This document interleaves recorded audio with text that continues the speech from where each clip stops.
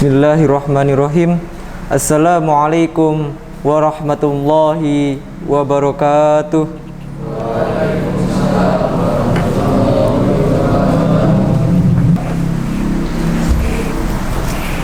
Innal hamdalillah nahmaduhu wa nasta'inuhu wa nastaghfiruh wa na'udzu billahi min syururi anfusina wa min sayyiati a'malina. May yahdihillahu fala mudhillalah wa may yudlil fala hadiyalah. Asyhadu an la ilaha illallah wa asyhadu anna Muhammadan abduhu wa rasuluh. Ya ayyuhalladzina amanu taqullaha haqqa tuqatih wa la tamutunna illa wa antum muslimun. Ya ayyuhan nasu taqu rabbakumul ladzi khalaqakum min nafsin wahidah wa khalaqa minha zawjaha wa bassa minhuma rijalan katsiran wa nisaa wattaqullaha alladzi tasaaluna bihi wal arham innallaha kana 'alaikum raqiba. Ya ayyuhalladzina amanu taqullaha wa qulu qawlan sadida yuslih lakum a'malakum wa yaghfir lakum dzunubakum wa may yuti'illaha wa rasulahu faqad faza fawzan 'azima. Amma ba'd, fa inna asdaqal hadithi kitabullah wa khairul hadi Muhammadin sallallahu alaihi wasallam wa syarrul umuri muhdatsatuha wa kullu muhdatsatin bid'ah wa kullu bid'atin dolalah wa kullu dolalatin finnar. Allahumma shalli ala Muhammad wa ala ali Muhammad kama shalaita ala Ibrahim wa ala ali Ibrahim innaka Hamidum Majid wa barik ala Muhammad wa ala ali Muhammad kama barakta ala Ibrahim wa ala ali Ibrahim fil alamin innaka Hamidum Majid. Para jamaah salat Jumat rahimakumullah, marilah kita senantiasa bersyukur atas nikmat yang telah Allah anugerahkan kepada kita sekalian. Salawat dan salam semoga tercurah kepada junjungan dan suri tauladan kita Nabi besar Muhammad sallallahu alaihi wasallam. Di sini saya tidak lupa untuk selalu mengingatkan agar meningkatkan ketakwaan kita kepada Allah Subhanahu wa taala dengan sebenar-benarnya takwa. Penting sekali kita muhasabah diri atau mengoreksi diri. Muhasabah adalah melihat pada amalan yang telah dilakukan oleh jiwa, lalu mengoreksi kesalahan yang dilakukan dan menggantinya dengan amalan soleh. Kita yakin kita semua penuh dengan kekurangan, entah masih terus-menerus dalam bermaksiat, kurang dalam ketaatan, bahkan kadang-kadang bermudah-mudahan meninggalkan kewajiban. Allah memerintahkan kita untuk bermuhasabah diri dalam surat Al-Hasyr ayat 18 sampai ayat 19. A'udzubillahi minasyaitonirrajim. Ya ayyuhalladzina amanu taqullaha wal tanzur nafsum ma qaddamat lighad wattaqullaha innallaha khabirum bima ta'malun wa la takunu kalladzina nasullaha fa ansahum anfusahum ulaika humul fasikun. Wahai orang-orang yang beriman, bertakwalah kepada Allah dan hendaklah setiap diri memperhatikan apa yang telah diperbuatnya untuk hari esok. Dan bertakwalah kepada Allah, sungguhnya Allah mengetahui apa yang kamu kerjakan. Dan janganlah kamu seperti orang-orang yang lupa kepada Allah, lalu menjadikan mereka lupa kepada mereka sendiri. Mereka itulah orang-orang yang fasik. Inilah yang menjadi dalil agar kita mengoreksi diri, bermuhasabah diri. Jika tergelincir dalam kesalahan, maka dikoreksi dan segera bertaubat, lalu berpaling dari segala perantara yang dapat mengantarkan kepada maksiat. Kalau kita melihat ada kekurangan dalam amalan yang wajib, maka berusaha keras untuk memenuhinya dengan sesempurna mungkin dan meminta tolong kepada Allah untuk dimudahkan dalam beribadah. Dari Mu'az bin Jabal radhiyallahu anhu, Rasulullah sallallahu alaihi wasallam pernah memegang tangan Mu'az lalu berkata, "Ya Mu'az, wallahi la uhibbuk, wallahi la uhibbuk." Wahai Mu'az, demi Allah, sesungguhnya aku mencintaimu. Lalu Rasulullah sallallahu alaihi wasallam melanjutkan sabdanya, aku memberikanmu nasihat wahai Muaz, janganlah engkau tinggalkan saat di penghujung salat bacaan doa, Allahumma a'inni ala dzikrika wa syukrika wa husni ibadatik. Ya Allah, tolonglah aku dalam berzikir, bersyukur dan beribadah yang baik kepadamu. Hadis riwayat Abu Daud dan An-Nasa'i. Hanya dengan pertolongan Allah lah kita bisa mudah melakukan ibadah dan menjauhi maksiat. Para jamaah salat Jumat yang semoga senantiasa dirahmati oleh Allah Subhanahu wa taala. Apa manfaat muhasabah? Pertama, meringankan hisab pada hari kiamat. Umar bin Khattab radhiyallahu anhu pernah mengatakan, hisablah diri kalian sebelum kalian dihisab. Itu akan memudahkan hisab kalian kelak. Timbanglah amal kalian sebelum ditimbang kelak. Ingatlah keadaan yang penting pada hari kiamat. Yauma idzin tu'raduna la takhfa minkumul khafiyah. Pada hari itu kamu dihadapkan kepada Rabbmu, tiada sesuatu pun dari keadaanmu yang tersembunyi bagi Allah. Quran surat Al-Haqqah ayat 18. Fudail bin Iyad rahimahullah mengatakan, mukmin itu yang rajin menghisab dirinya dan ia mengetahui bahwa ia akan berada di hadapan Allah kelak. Sedangkan orang munafik adalah orang yang lalai terhadap dirinya sendiri, enggan mengoreksi diri. Semoga Allah merahmati seorang hamba yang terus mengoreksi dirinya sebelum datang malaikat maut menjemputnya. Yang kedua, terus bisa berada dalam petunjuk.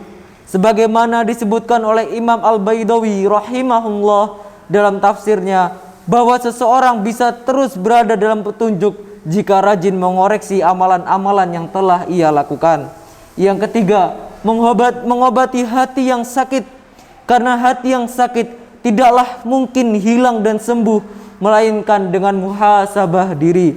Yang keempat, selalu menganggap diri penuh dengan kekurangan dan tidak tertipu dengan amalan yang telah dilakukan atau amalan yang banyak. Yang kelima, membuat diri agar tidak takabur atau sombong.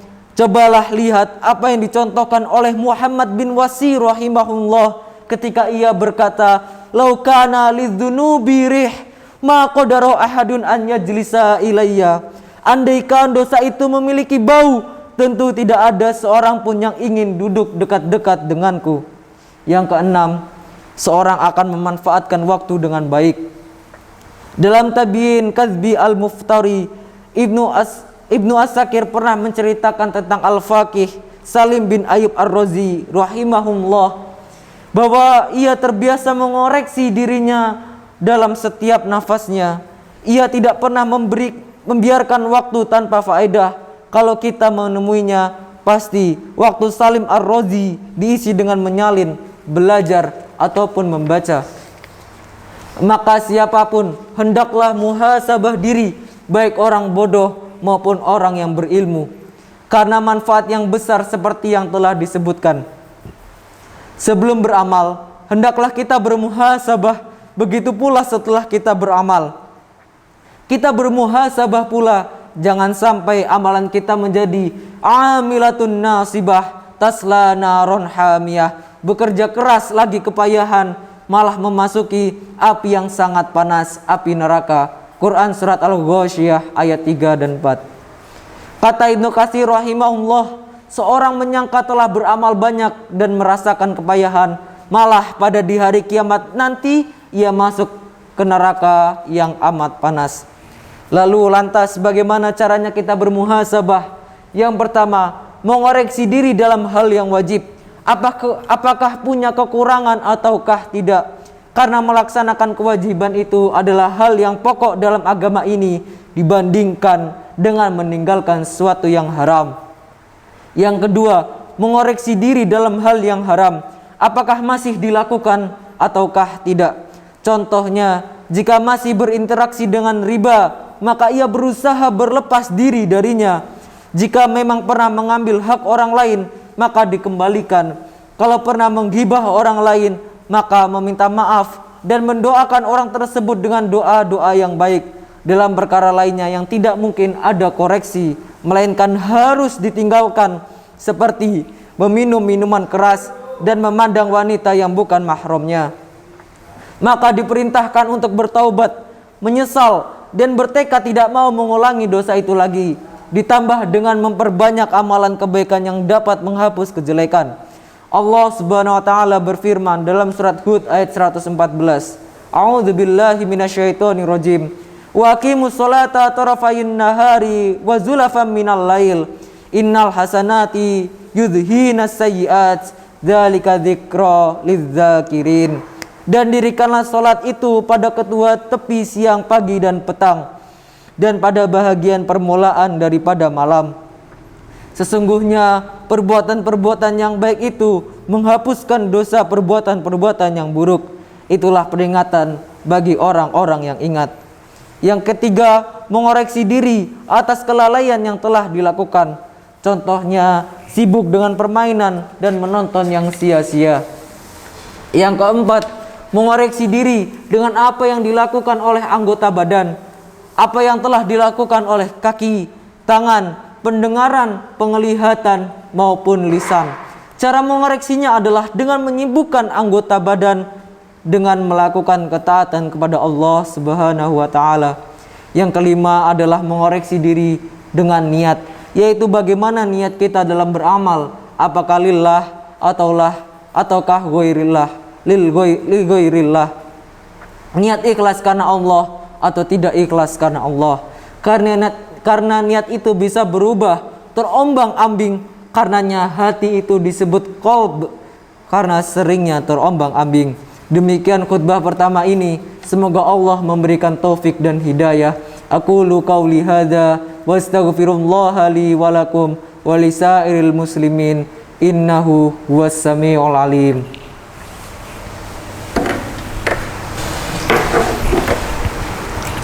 Ahmadu rabbi wa ashkuruh wa asyhadu an la ilaha illallah wahdahu la syarikalah wa asyhadu anna nabiyyana Muhammadan abduhu wa rasuluh.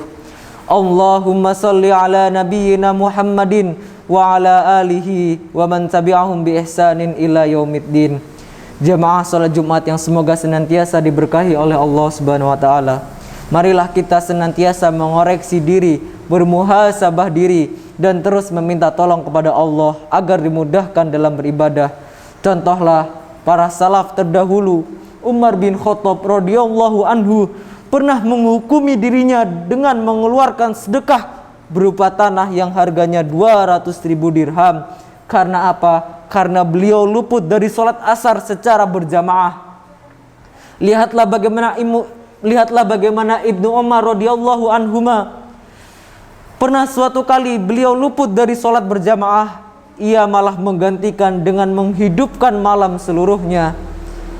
Ibnu Abi Rabi'ah rahimahullah pernah luput dari 2 rakaat sholat sunnah fajar. Untuk tebusannya ia membebaskan seorang budak. Ibnu Aun rahimahullah pernah melakukan kesalahan. Ketika ibunya memanggil beliau, ia malah menjawab dengan suara keras. Ia pun akhirnya membebaskan 2 orang budak. Lantas bagaimana dengan kita? Kita sudah banyak lalai namun tak sadar untuk memperbaiki diri. Di hari Jumat yang penuh berkah ini, kami ingatkan untuk memperbanyak salawat kepada Nabi kita Muhammad SAW. Siapa yang bersalawat kepada Nabi sekali, maka Allah akan membalas salawatnya sebanyak 10 kali. Juga tak lupa nantinya kita berdoa kepada Allah di hari penuh berkah ini. Semoga doa-doa kita diperkenankan oleh Allah Ta'ala. Innallaha wa malaikatahu yusalluna 'alan nabi ya ayyuhalladzina amanu sallu 'alaihi wa sallimu taslima. Allahumma salli 'ala Muhammad wa 'ala ali Muhammad kama shallaita 'ala Ibrahim wa 'ala ali Ibrahim innaka Hamidum Majid. Wa barik 'ala Muhammad wa 'ala ali Muhammad kama barakta 'ala Ibrahim wa 'ala ali Ibrahim innaka Hamidum Majid.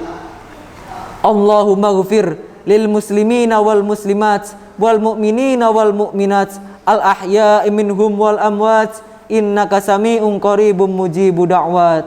Allahumma qsim lana min khasyatik ma yahulu bainana wa baina ma'asik wa min ta'atika ma tuballighuna bihi jannatak, wa minal yaqini ma tuhawwinu bihi alaina musibatid dunya, wa mati'na bi asma'ina wa absarina wa quwwatina ma ahyaitana waj'alhul warisa minna waj'al sa'rana ala man zalamana wansurna ala man adana wala taj'al musibatana fi dinina wala taj'alid dunya akbara hammina wala mablagha ilmina wala tusallit alaina man la yarhamuna rabbana la tuzigh qulubana ba'da id hadaitana wa hab lana min ladunka rahmah innaka antal wahhab. Allahumma inna nas'alukal huda wat tuqa wal afafa wal ghina. Allahumma ahsin akibatana fil umuri kulliha wajirna min khizyid dunya wa azabil akhirah. Rabbana atina fid dunya hasanah wa fil akhirati hasanah wa qina azaban nar. Wa sallallahu ala nabiyyina Muhammad wa ala alihi wa sahbihi wa man tabi'ahum bi ihsanin ila yaumiddin. Wa akhiru da'wana anil hamdulillahi rabbil alamin.